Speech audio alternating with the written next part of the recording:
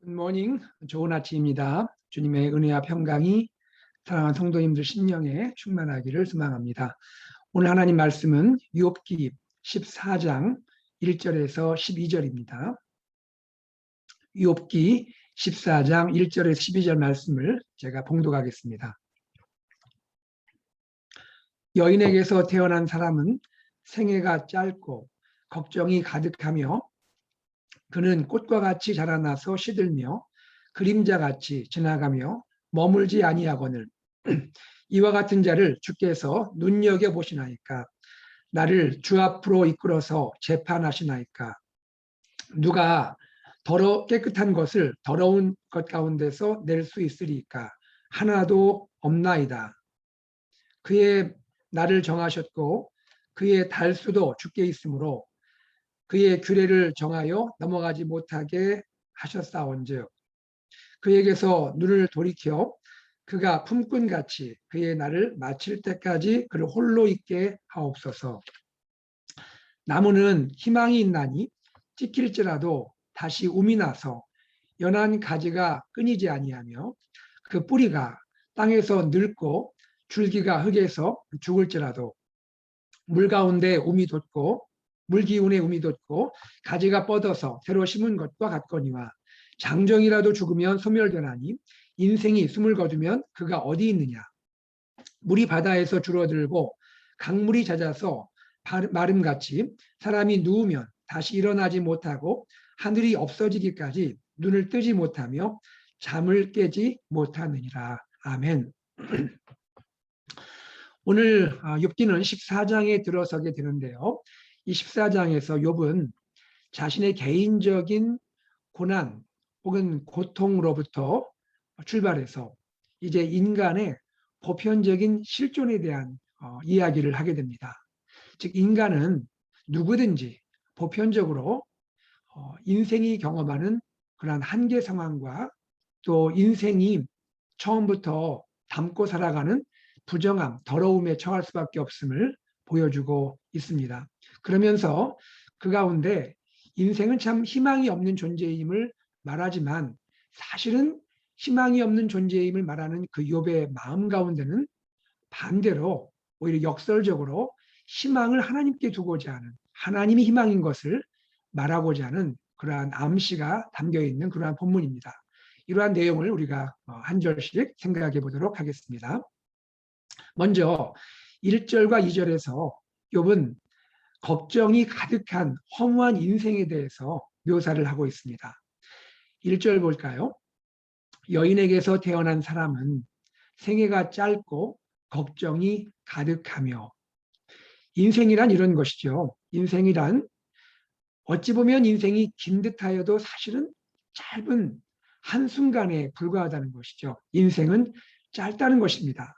그런데 짧은 인생인 것만 해도 허무할 수 있는데 그 인생 가운데 걱정이 가득하다는 것이죠. 짧은 인생인 것만 해도 우리에게 참 아쉬울 수 있는데 그 인생 안에 고난으로 인해서, 재앙으로 인해서 근심과 염려가 가득하다라고 말하고 있습니다. 여기에서 우리는 무엇을 볼 수 있습니까? 욥은 지금 자신의 개인적인 고난과 고통을 넘어서서 인간이라면 누구나 경험하게 되는, 인간이 처한 인간의 실존적인 한계 상황을 보여주고 있는 것이죠. 인간이란 그런 것이라는 것이죠. 인간은 그 인생 자체가 짧고 또 그리고 연약하다라는 것을 보여주고 있습니다. 2절을 보면 성경이 많이 비유하고 있는 것처럼 인생을 꽃과 그림자로 비유하고 있습니다. 그는 꽃과 같이 자라나서 시들며. 여러분, 꽃은 피어나서 또 아름답게 그 모습을 보이는 것 같지만 또 얼마 있으면 금방 시들고 사라지지 않습니까? 인생은 꽃과 같다는 것이죠. 또한 그림자 같다는 것입니다. 그림자는 우리 눈앞에 있는 것 같지만 신속하게 사라지고 말지 않습니까? 그림자같이 지나가서 머물지 않는 것이다 라고 인생 자체 실존적인 한계 상황, 연약한 한계 상황을 보여주고 있는 것이죠. 이런 점에서 욥은 어쩌면 철학자와도 같습니다. 신학자와도 같습니다. 자기 개인의 고난의 문제로부터 인생 자체에 대한 분석으로 나아가고 있는 욥을 볼 수가 있는 것이죠. 자, 이제 욥은 그 다음 단계로 어떻게 나아갑니까? 이러한 연약하고 한계 많은 그리고 걱정 가득한 인생인데도 불구하고 하나님은 그러한 인생을 그저 가볍게 여기지 않고 오히려 그 인생을 감시하시고 심판하신다라고 묘사하고 있습니다. 3절을 볼까요? 이와 같은 자를, 여기 이와 같은 자는 이미 말씀드렸죠. 그러한 인간의 한계 상황, 연약에 놓인 그러한 인생이죠. 이러한 인생을 주께서 눈여겨보시나이까? 나를 주 앞으로 이끌어서 재판하시나이까? 하나님, 인생이 이렇게 한계가 있고 연약하다는 것을 하나님이 이미 아시지 않습니까? 보잘것없는 인생 아닙니까? 하찮은 인생 아닙니까? 하나님 뭘 보실 게 있다고 그런 인생을 주목해서 감시하고 계십니까? 그 인생에서 무엇을 하나님 찾을 것이 있다고 그 인생을 재판하시나이까? 즉 무슨 흠이 있으면 바로 발견해서 하나님 그를 재판으로 넘기십니까? 하는 그러한 욥의 탄식이 담겨 있는 것이죠. 자, 그러면서 4절에서 욥은 하나님 앞에 비추어진 인생은 어떤 인생인지를 보여주고 있습니다. 4절 볼까요? 누가 깨끗한 것을 더러운 것 가운데서 낼 수 있으리까? 하나도 없나이다. 무엇을 말합니까? 하나님 아시지 않습니까? 인생이란 그 자체로 깨끗한 존재가 아니지 않습니까? 인생은 어머니에게서 날 때부터 이미 죄악이 가득한 오염된 세상에서 태어났고 그 가운데 살아가고 있지 않습니까? 그런데 하나님, 깨끗한 것을 더러운 것에서 찾아내실 수 있겠습니까? 어느 누가 이것을 할 수 있겠습니까? 이것은 무엇을 말합니까? 인생은 근본적으로 부정한 존재입니다라고 말하고 있는 것이죠.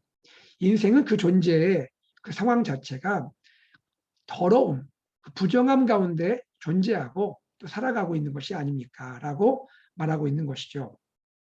여기에서 지금 욥은 무엇을 말합니까? 하나님, 인생 자체가 근본 부정하고 깨끗지 못한 더러운 존재인데 하나님 무엇을 기대하십니까? 그 가운데서 무엇을 더 찾고자 하시는 겁니까? 하나님 무슨 죄악을 들추고자 하시는 겁니까? 인생은 원래 그런 것 아닙니까? 라고 말하고 있는 것이죠. 여기에서 욥이 말하고자 하는 것은 하나님께서 나의 인생 가운데 그러한 인간의 보편적인 부정함들, 더러움을 찾고자 하신다면 내가 할 말이 아무것도 없습니다. 나뿐 아니라 나를 성사하는 친구들, 아니 이 세상에 존재하는 모든 인생이란 다 그런 존재 아닙니까? 그런 것을 이유로 하나님께서 나에게 고난을 주신다면 그것은 하나님 부당한 것 아닙니까? 라고 말하고 있는 것이죠.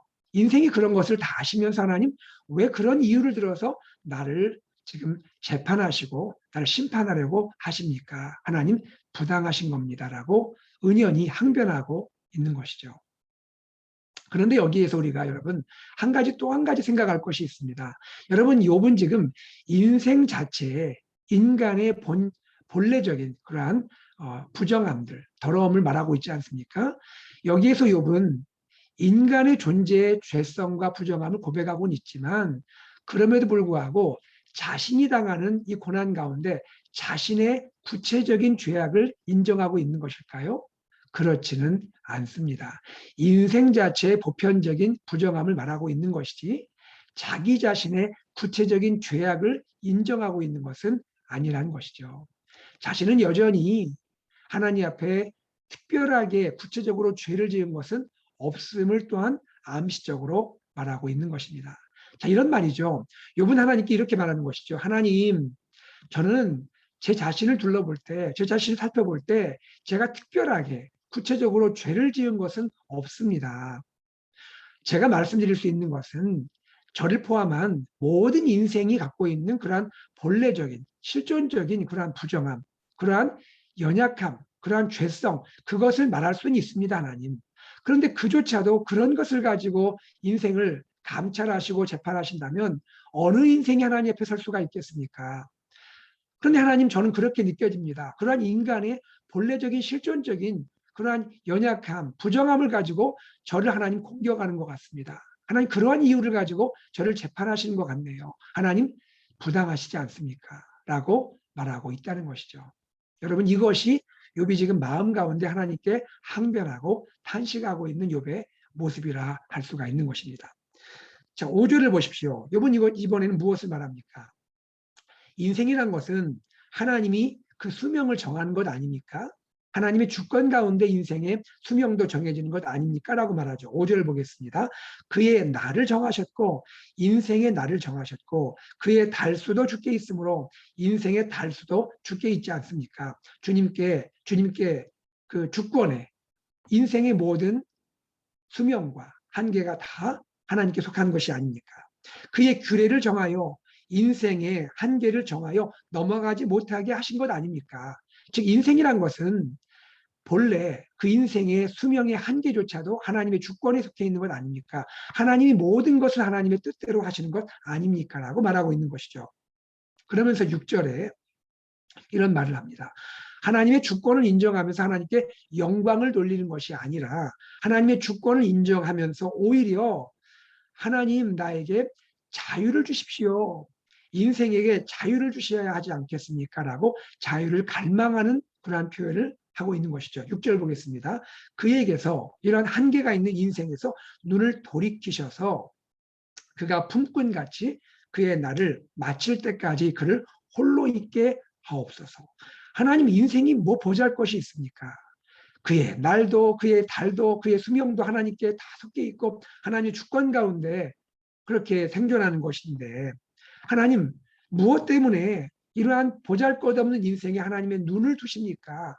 그 인생이 무엇이라고 하나님 그 눈을 인생을 향하여 두고 계십니까? 하나님 제가 하나님께 간청드립니다. 하나님의 눈을 인생에서 좀 떼어주십시오. 인생을 바라보는 눈을 좀 돌려주십시오. 그렇게 하나님께 하소연하고 있는 것이죠. 그러면서 품꾼의 비유를 하고 있습니다. 품꾼은 그가 저녁 시간까지 일을 하게 되면 그 저녁 시간까지 고되게 노동을 하고 그리고 그 약속된 시간까지는 주인이 그를 더 이상 감찰하지 않지 않습니까? 저녁 시간까지 일을 하도록 그 한계를 맡겼으면 그 맡긴 것으로 끝나지 어느 주인이 어떻게 일을 하는지 세세하게 감시를 합니까? 그냥 그 시간까지 정했으면 내버려 두지 않겠습니까? 그런데 하나님은 인생의 한계를 정하실 뿐 아니라 그 인생의 한계, 그 죽음의 순간이 오기까지 왜 그렇게 하나님 꼼꼼하게 그 인생을 감찰하시고 무슨 죄가 있는지 살피시고 그것을 재판으로 넘기려 하십니까? 하나님 좀 너무하신 것 아닙니까? 라고 하소연하고 있는 것이란 말이죠. 품꾼같이 그의 날을 마칠 때까지는 그를 제발 홀로 있게 해주십시오. 너무 하나님 그렇게 감찰하지 마십시오라고 하나님께 한탄하고 있는 것입니다. 여러분, 여기에서 여러분 이런 생각 드시지 않습니까?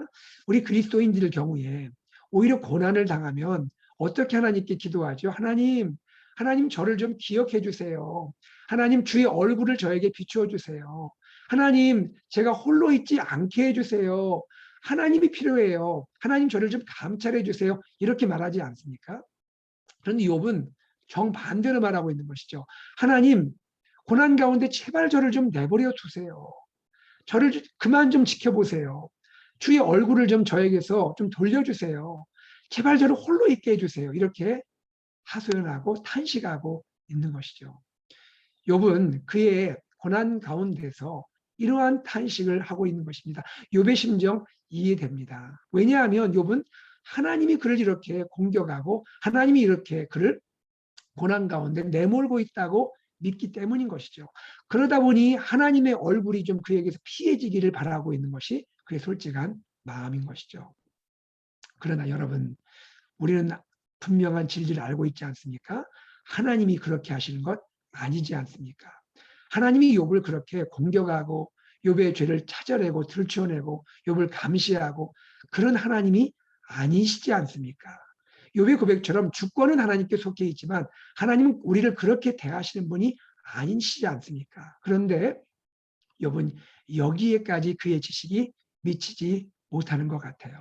사랑하는 여러분, 우리는 하나님께 주권이 있음을 고백하지만 그러나 하나님은 우리를 죄인을 감시하듯이 우리를 감시하는 분이 아니고 오히려 우리를 따뜻한 눈으로 살피시고 우리를 돌보시고 우리를 향하여 주의 긍휼의 눈을 비추시고 우리를 사랑하시는 하나님인 것을 잊어서는 안 되겠습니다. 이 하나님을 우리가 다시 한번 고백하는 우리가 되기를 간절히 소망합니다. 자, 다시 한번 욥으로 돌아갑니다. 욥은 이 절망 가운데서 자신의 인생을 어쩌면 그 인생 자체를 식물보다도 못하다라고 표현하고 있습니다. 나무보다도 못한 존재다라고 말하고 있습니다. 7절 볼까요? 나무는 희망이 있나니 찍힐지라도 다시 움이 나서 싹이 나서 연한 가지가 끊이지 아니하지 않습니까? 8절에서 나무는 그 뿌리가 땅에서 늙고 줄기가 흙에서 죽는다 할지라도 9절 물기운에 움이 돋고 가지가 뻗어서 새로 심은 것과 같지 않습니까? 자, 욥은 인생을 나무와 비유하고 있네요. 나무는 어떻습니까? 식물은 인생보다 하찮게 여겨지는 존재인 식물, 나무. 그 나무는 오히려 희망이 있다는 것이죠. 나무는 찍혀서 죽는 것 같을지라도 다시 움이 난다는 거죠. 또 시간이 지나면 연한 가지가 올라온다는 것이죠. 심지어 그 뿌리가 땅에서 늙어지고 줄기가 흙에서 죽는다 할지라도 다시 한번 물이 공급만 되면 그곳에서 움이 돋고 싹이 나고 또 뻗어서 가지가 새로운 가지처럼 쭉 번성하게 된다라고 말하고 있습니다. 무엇입니까? 하나님, 인생이 나무보다 못하네요. 나무는요, 오히려 희망이 있지 않습니까? 그런데 인생은 무엇입니까? 나무보다 못한 존재가 그런 인생 아니겠습니까? 라고 하소연하고 탄식하고 있는 것이죠. 자, 그러면서 10절로 넘어갑니다. 10절에서 무엇을 말합니까? 사람의 운명은 결국 나무보다 못하면서 한번 죽으면 끝날 뿐입니다. 나무는 죽어도 다시 살아나는데 사람은 죽으면 그것으로 끝납니다라고 고백을 하고 있죠. 10절 보겠습니다. 장정이라도 죽으면 젊은 사람이라도 힘이 있는 자라도 죽게 되면 결국 소멸하고 말지 않습니까? 사라지지 않습니까? 인생이 숨을 거두면 그가 어디 있겠습니까? 인생은요, 숨을 거두면 그것으로 다 소멸되고 아무것도 그 육체의 흔적이 남지 않는 것 아닙니까? 라고 말하고 있는 것이죠. 건강한 사람이라도 죽으면 영원히 사라지지 않습니까? 육체의 한계, 인생의 한계를 말하고 있는 것이죠.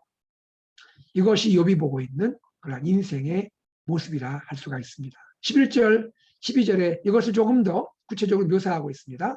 이번에는요, 물과 또 바다, 강물, 이 비유를 들어서 인생이 바다보다, 강물보다 못한 존재임을 말하고 있습니다.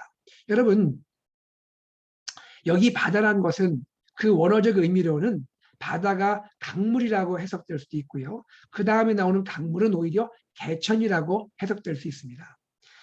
물이란 것은 그 넘실거리는 그 강을 가득 채우고 있지만 때가 되면 또 혹은 어떠한 그러한 재난의 때가 오면, 가뭄의 때가 오면 그 넘실거리는 강물에서 물이 사라질 때가 있지 않습니까? 라고 말하는 것이에요. 그리고 개천도 항상 물이 가득한 듯하지만 그러나 건기가 오면 그 개천도 물이 마르지 않습니까? 라고 말하고 있는 것입니다. 그와 같이 인생도 이러한 물과 같다는 것이죠. 이런 강물과 또 개천 같다라고 말하는 것입니다.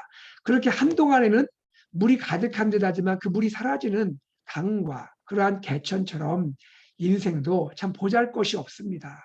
인생도 잠시 있다가 사라져버리는 그러한 유한한 존재가 아닌가요? 라고 말하고 있다는 것이죠. 12절에 보면 사람이 누우면 다시 일어나지 못하고, 여기 눕는다는 것은 죽는 것을 말하는 것이죠. 사람이 죽게 되면 다시 일어나지 못하지 않습니까? 하늘이 없기까지, 하늘이 없어지기까지라는 것은 영원히까지란 말이겠죠. 하늘이 실제 없어지겠습니까? 그것은 영원한 세계를 말하겠죠. 영원히 눈을 뜨지 못하게 되고 잠을 깨지 못하게 되는 것 아닙니까? 인생은 결국 죽게 되면 죽음의 세계로 나아가게 되고 죽음의 세계에서 다시 그 육체가 돌아오지 못하는 것이 인생의 한계가 아니겠습니까? 라고 인생의 유한함을 말하고 있는 것이죠. 자, 이것이 오늘 본문 가운데 욥이 고백하고 있는 인간 실존에 대한 그러한 모습이고 인간의 연약함, 인간의 부정함, 그러한 모습을 담고 있는 것입니다. 자, 우리는 욥의 이 고백과 탄식 속에서 얼마나 인생이 유한한 존재인지를 공감하게 됩니다. 인생은 그런 것이죠. 그렇죠?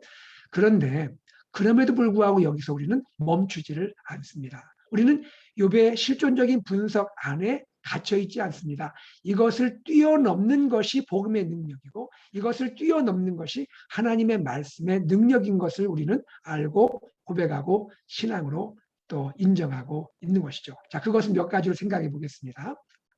자, 욥은 인생은 한계가 있다고 말하고 있죠. 인생은 근본적으로 거룩하지 않은 존재라고 말하고 있지 않습니까? 이것은 맞습니다. 인간의 이 존재 상황을 바라본다면 그것은 올바른 분석입니다. 그런데 우리 성경을 통하여 진리는 거기에서 멈추지 않는다는 것을 알 수 있죠. 여러분, 인간은 처음부터 그러한 연약한 한계가 있고 그러한 죽음의 존재로 그렇게 거룩하지 않은 존재로 창조된 것이 아닙니다. 하나님은 인간을 지으시고 에덴 동산에 두셨을 때 하나님은 생명나무를 먹으면서 영생할 수 있는 존재로 지었고요. 하나님은 처음부터 죄인된 존재로 창조한 것이 아닙니다. 하나님은 인간을 하나님을 닮은 존재, 하나님의 형상대로 지어진 존재로 거룩하게 지었다고 창세기 1장, 2장은 분명하게 말씀해주고 있는 것이죠. 이렇게 거룩하고 영광스러운 존재, 영생을 누릴 수 있는 존재로 지었는데 왜 인생은 오늘 우리가 경험하고 있는 것처럼 욥이 지금 분석하고 있는 것처럼 이러한 실존적인 한계 안에 갇히게 되었을까요? 성경 그 이유를 무엇이라 말합니까? 그것은 죄 때문입니다. 인간이 하나님이 금하고 있는 선악을 알게 하는 나무의 열매를 먹은, 즉 하나님이 하고 있는 하나님의 주권에 대한 도전으로 나갔을 때, 즉 인간 스스로 인간의 그 자유의지를 가지고 타락하고 죄 가운데 빠질 때 죄로 인해서 인간의 운명이 바뀐 것이라는 것이죠. 처음부터 이런 인간으로 지은 것이 아니라고 성경은 말하고 있는 것입니다. 죄의 무서움들, 죄의 이러한 엄청난 결과로 인해서 우리가 욥이 분석하고 있는 인간의 실존을 경험하고 있다는 것입니다. 인간은 원래 그렇게 지어진 존재가 아니라는 것이죠. 여기에서 우리는 다시 말하면 무엇을 볼 수 있습니까? 인간에게는 오히려 희망이 있다는 것입니다. 욥은 그것을 암시적으로 소망하고 있었지만, 그러나 성경의 구원 역사를 보면 우리는 무엇을 알 수 있습니까? 인간은 죄로 인해 타락한 존재지만, 그러나 하나님의 구원 계획 가운데 인간에게는 희망이 있다는 것입니다. 다시 말하면 인간은 회복될 수 있음을 말하고 있는 것이죠. 인간에게는 회복이라는 놀라운 하나님의 섭리가 주어져 있다는 것이죠. 그런데 그 회복은 어떻게 이루어집니까? 인간 자신의 노력과 인간 자신의 선한 행위로 그 회복이 이루어집니까? 그렇지 않은 것이죠.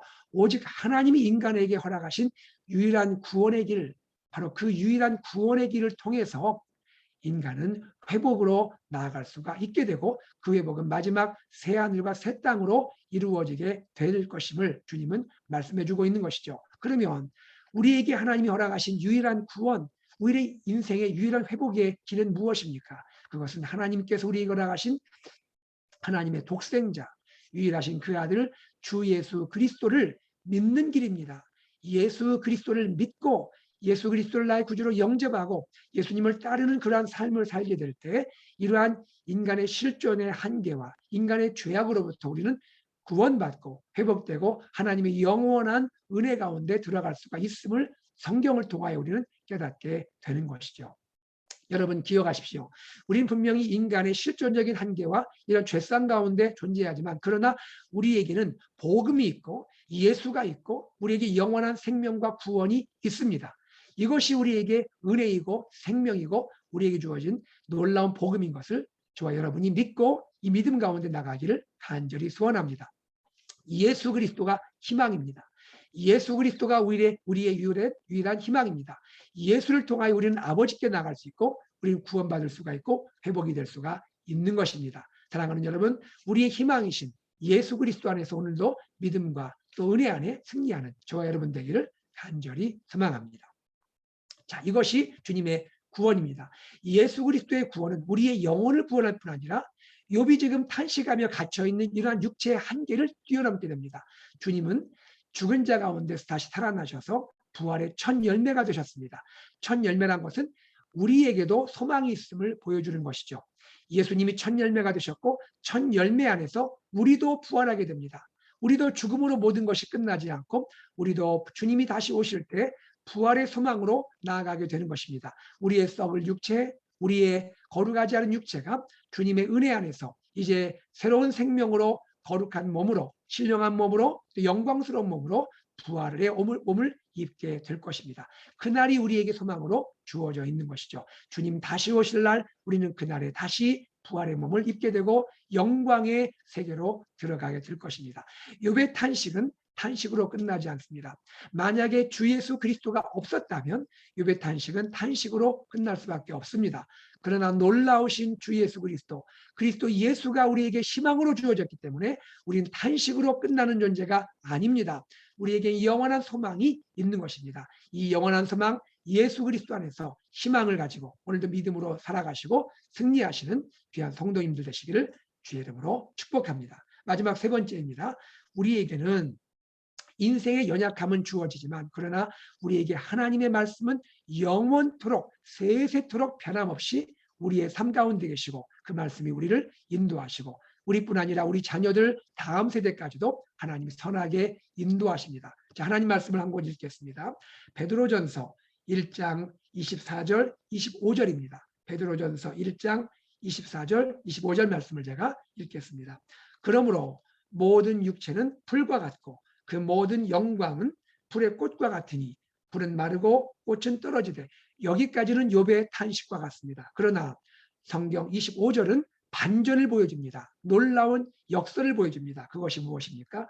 오직 주의 말씀은 세세토록 있도다 하였으니 너희에게 전한 복음이 곧 이 말씀이니라. 할렐루야. 우리에게는 실존적인 한계와 우리의 탄식의 상황을 뛰어넘는 영원한 말씀, 복음 주 예수 그리스도의 십자가와 부활이 주어져 있습니다. 이 주님 안에서 믿음으로 승리하시는 저 여러분 되기를 간절히 소망합니다. 함께 기도하겠습니다. 하나님 아버지, 주님의 은혜와 사랑을 감사합니다. 주님, 욥이 탄식하며 분석한 것 같이 우리 인생은, 이 땅을 살아가는 인생은 실존적인 한계와 부정함과 또 근본적인 죽음의 상황에 놓여 있는 그러한 존재임을 정직하게 고백합니다.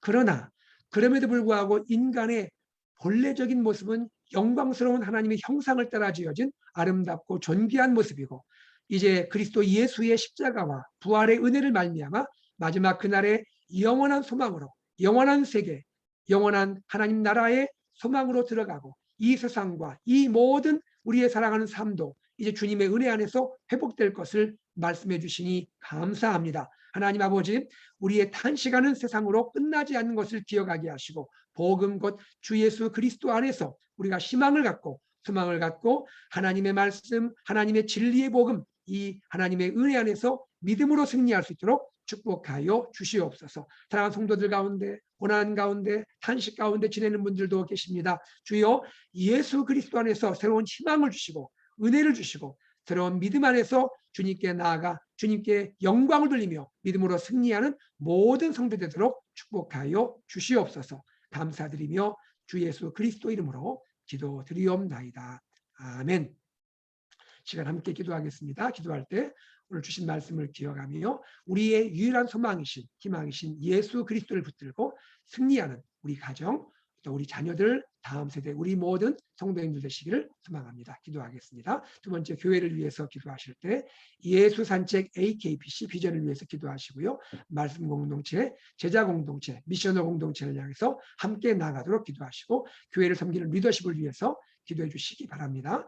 우리 목회자들, 장로님들, 또 권사님들, 안수집사님들, 또 모든 목자, 목녀들, 그리고 또 선생님들, 교사분들, 그리고 각 위원회에서 부서에 섬기는 분들을 위해서 기도해 주시면 감사하겠습니다.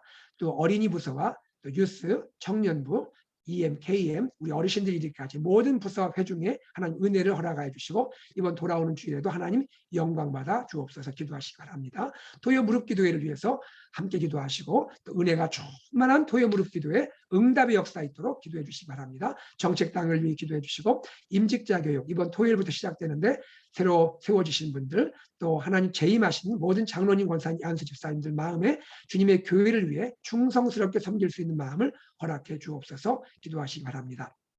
김하철 목사님 가족을 위해서 기도해 주시고, 또 이제 출산하게 된 귀한 가정, 엄마와 딸들을 위해서 기도해 주시기 바랍니다.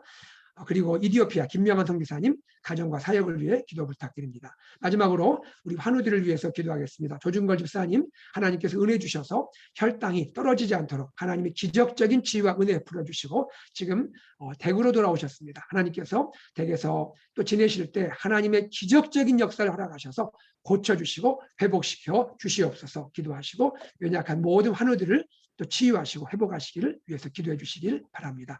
다 함께 합심하여 기도하고 일상으로 나아가겠습니다.